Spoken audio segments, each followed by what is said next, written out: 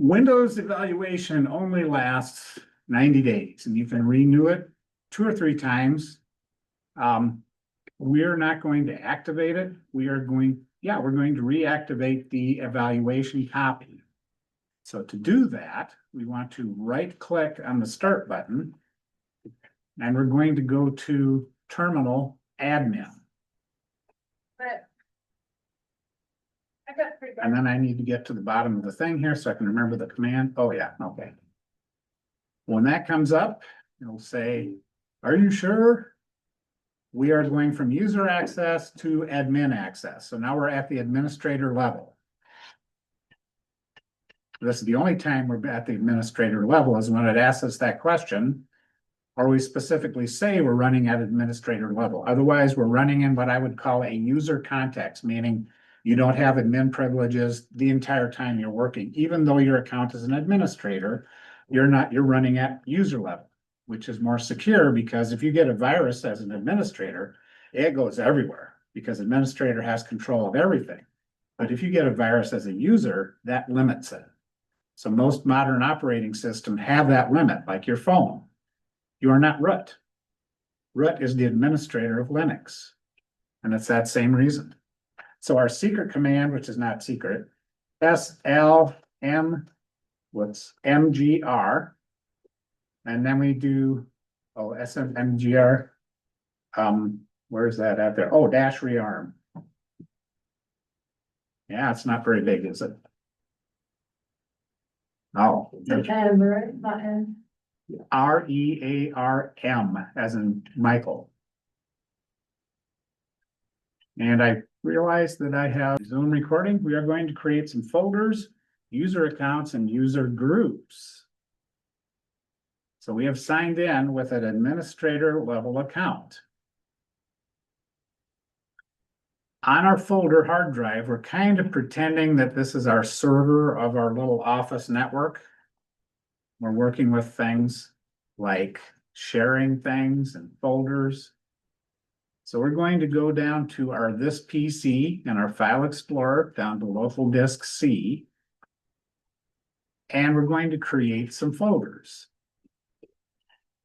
We right click in the middle of this. We're going to go to new folder. And we're going to call that folder data. That is where we're going to store all of our information. So far, so good. If not, let me know. If you get lost, let me know. So we're going to create a couple more folders underneath here, one for medical. And at the time I created this assignment, I just made these up. And we're going to store our medical expenses there, and we're going to store our financials in here. Or this might be a business where we store that information in places.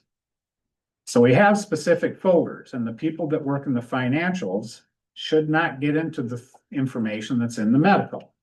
In a business, you segregate things by roles. I am a teacher, or instructor is actually the term for my job. As an instructor, I have no business looking at payroll, or the business office, or administration. I should just have access to my instructor stuff, same as students. You have a different access than I do. So that's called role-based access, meaning based on your role, which is a group that we set up. There's a group called students, and all the students get added to that group.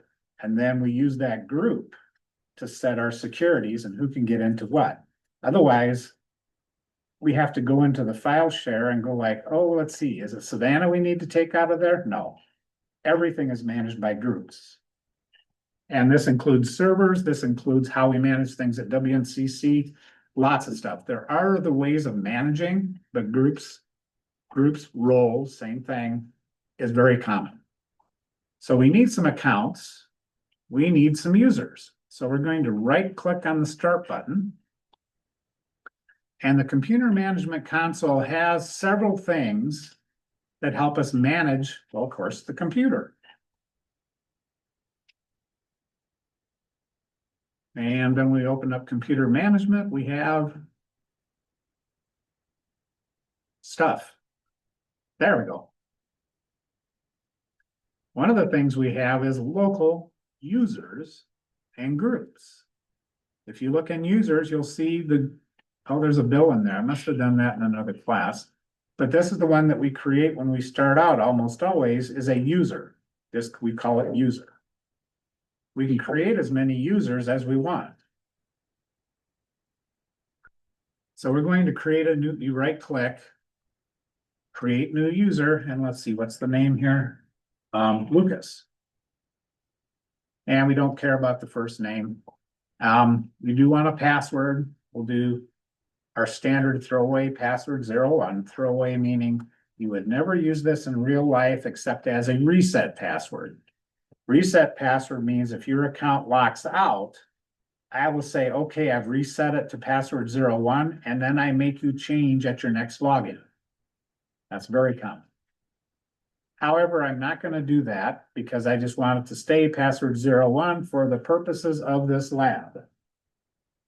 So I create, there's Lucas, and there's Nancy. Same thing.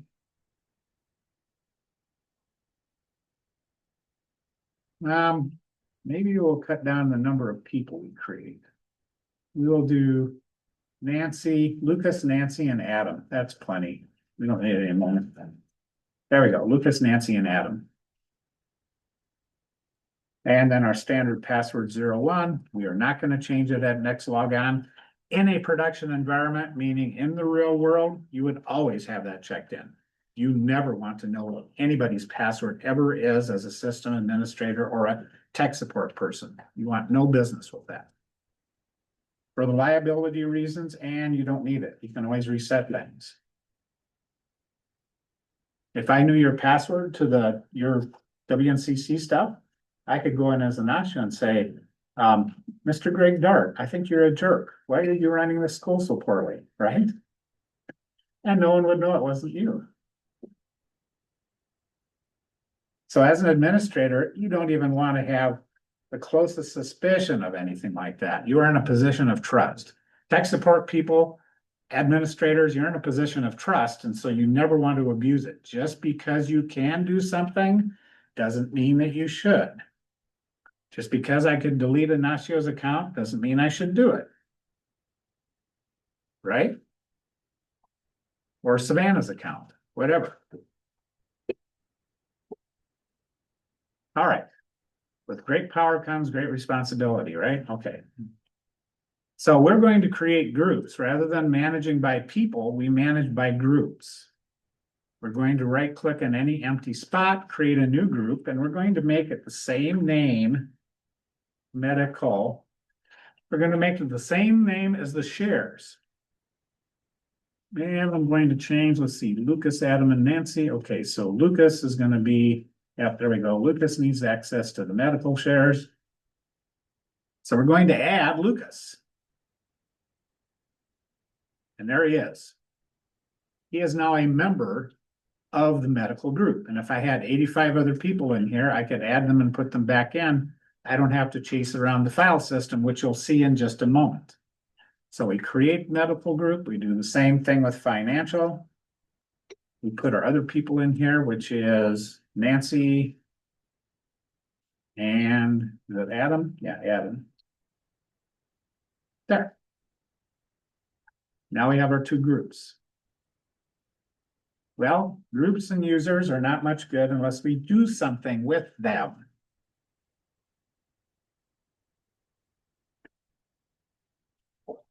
And yep, we got all that done. So now I'm going to minimize this because I may want to come back, I may not. But in the financials folder, oh no, it says medical first, doesn't it? Yeah, medical first. I'm going to right click on it. And I'm going down to properties. Properties is what the folder consists of. It's attributes and things that describe the folder.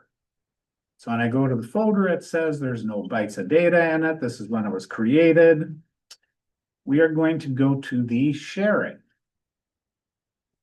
When you're making something available over the network, like for instance, on our file server, there.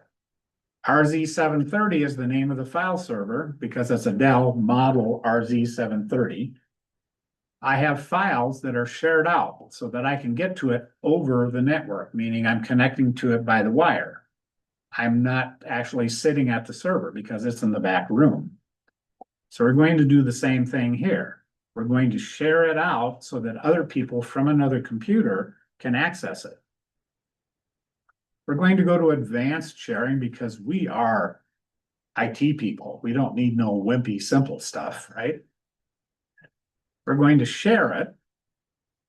Now, on a Windows 11 computer, you're limited to 20 because Microsoft doesn't want you using Windows 11 as a file server.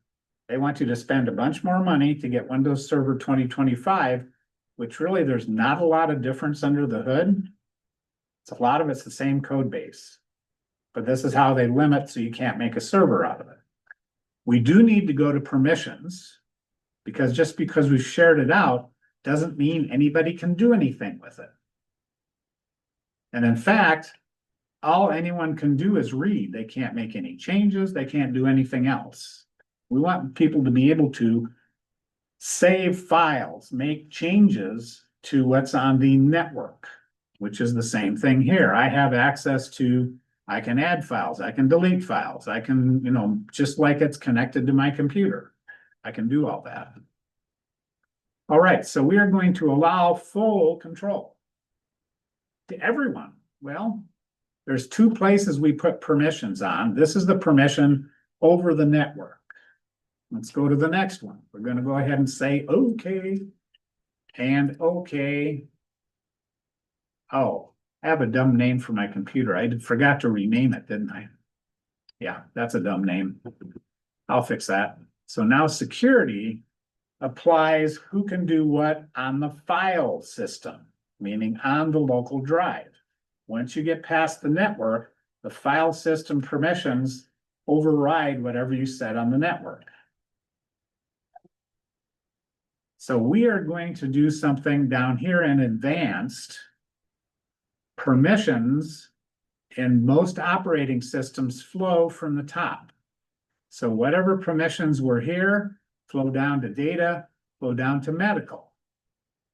At this point, we want to disable the inheritance so that we can specifically say that only the people in the medical group have access and nobody else. We don't want those financial people mucking about in here. That's what this is. Disable inheritance. We're going to convert it into explicit. Does anybody know what explicit means? Other than, yeah, it's not pornography explicit.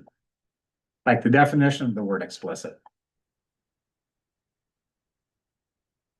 I'm saying explicitly that Savannah has a hat on. That means I am certain, and this is the way it's going to be, there's going to be no other things going on. Uh-oh. That didn't work. Okay, so that's what explicit means. We're not inheriting anything. We're not assuming anything. Explicitly now, these permissions start over right here. And Savannah ruined my whole analogy. So it wasn't a very good analogy anyway.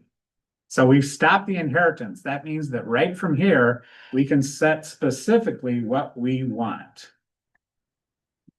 We click OK.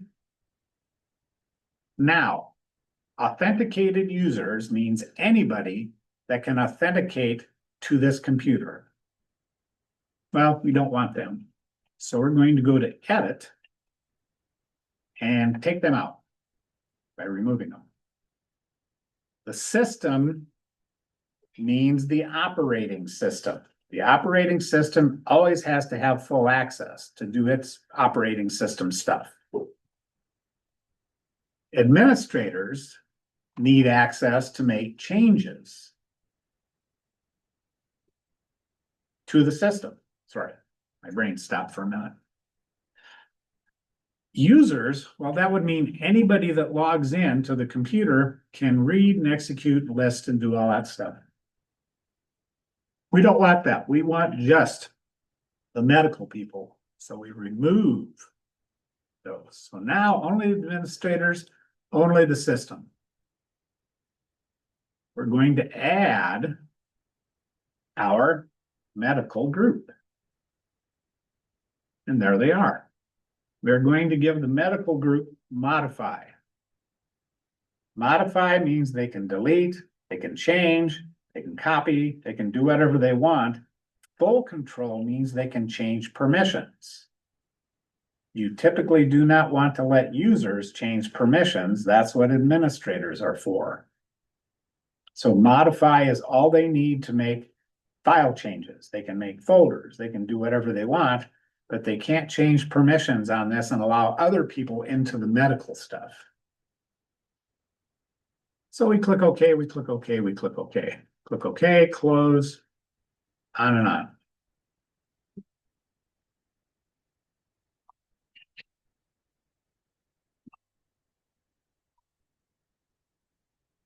All right. Now, who has permission for the medical folder?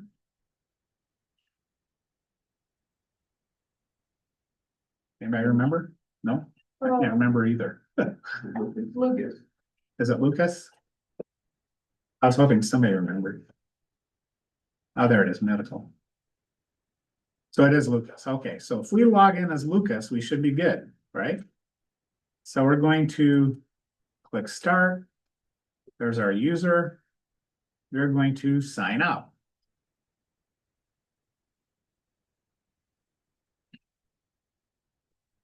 And then we're going to sign in as Lucas.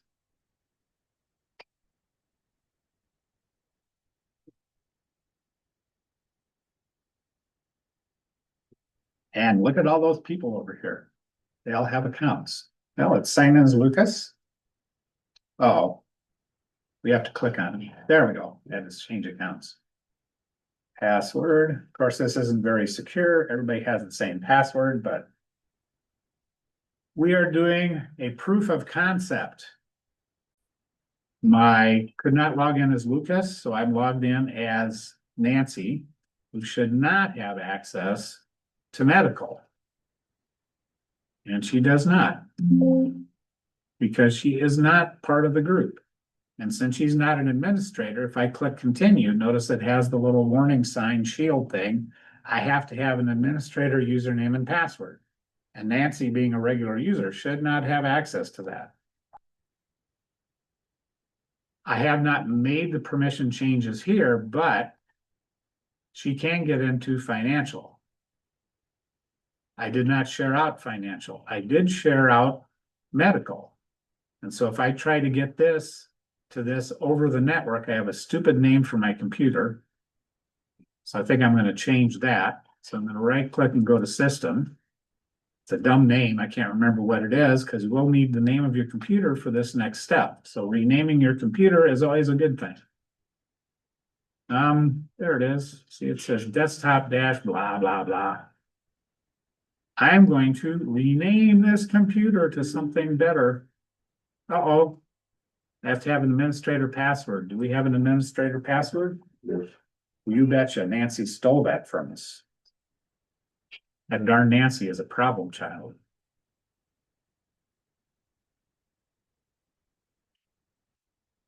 There we go. It hit on me.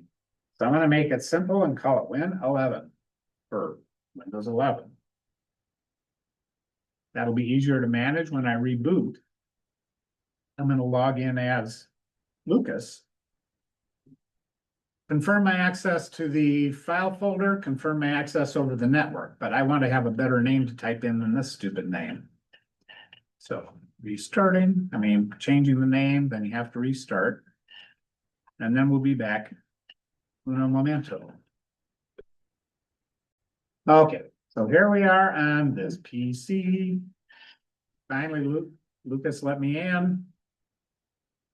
And Lucas has discovered that he can get into the medical folder because he is part of the medical group. He can right click, create a new text document because we don't have Word on here. He can create a document. He can press enter and add things to the document. Maybe. There. That's my secret language. We can save things, we can delete things, we have all the access we need to access things locally. Well, that's great, but we want to get to it over the network. So we click up here, which we've not done this very much. In File Explorer, you can click up in the address bar and type in where you want to go. And like on the web, you just type in google.com or msn.com or whatever. On a local network, you type in 2 left slashes. My left slashes are not working. Why aren't they working? There, now they're working. So 2 left slashes means we're accessing a server on a local network. Mine is called Win11, which I hope will work. And when I hit enter, it should, yeah, look at there. There's my medical folder. I can get to it over the network now. I can delete, I can change, I can do whatever I want from another computer. It's exactly the same whether I am on, when I'm going through this, through the network, it doesn't matter if the server is my computer or if it's Win11 Bayard.